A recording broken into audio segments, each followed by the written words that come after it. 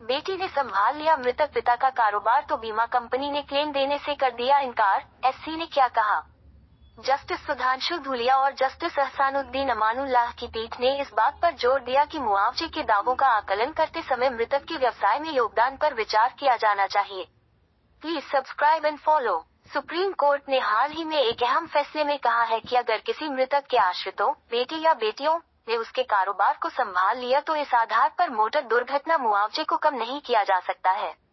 Court ने इसके साथ ही हाई कोर्ट के फैसले को पलट दिया और motor accident claim tribunal (MACT) द्वारा निर्धारित बीमा राशि का भुगतान करने का आदेश दिया। जस्टिस सुधांशु धूलिया और जस्टिस एहसानुद्दीन अमानुल्लाह की पीठ ने इस बात पर जोर दिया कि मुआवजे के दावों का आकलन करते समय मृतक के व्यवसाय में योगदान पर विचार किया जाना चाहिए। पीठ ने इस फैसले के साथ ही एक मृतक दंपत्ति की बेटियों को बड़ी राहत दी है, जिन्होंने हाई कोर्ट के फैसले को शीर्ष अदालत में चुनौती दी थी। मामले में मृतक दंपत्ति एक व्यवसाय चलाते थे और सड़क दुर्घटना में उनकी मौत हो गई थी। इसके बाद उनकी बेटियों ने दोनों माता पिता के लिए 1-1 करोड़ के मुआवजे की मांग की थी।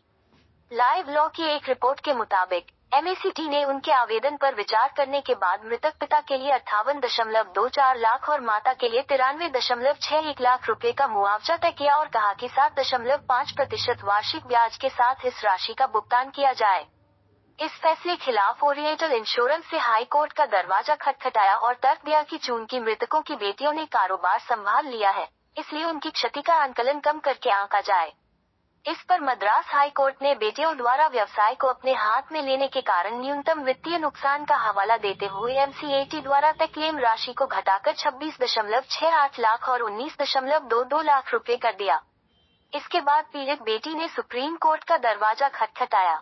सुप्रीम कोर्ट ने इस मामले में इस बात पर विचार किया कि क्या हाई कोर्ट द्वारा मुआवजा राशि कम करना और उसके पीछे की तर्क सही है। जस्टिस अमानुल्लाह ने फैसले में हाई कोर्ट के निर्णय को पलट दिया और लिखा कि इसने व्यवसाय की स्थापना में मृतक व्यक्तियों के योगदान को नजरअंदाज कर दिया। न्यायालय ने इस बात पर भी जोर दिया कि अपीलकर्ता के अनुभव और परिपक्वता की कमी के कारण उन्हें कम उम्र में व्यवसाय को स्थापित करने में चुनौतियों का सामना करना पड़ा होगा, जिससे उनके लाभ में गिरावट आई होगी।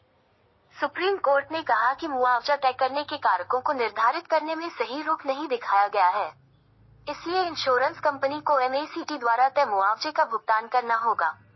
बता दें कि याचिकाकर्ता विष्णु गंगा के माता पिता की साल 2007 में एक सड़क दुर्घटना में मौत हो गई थी।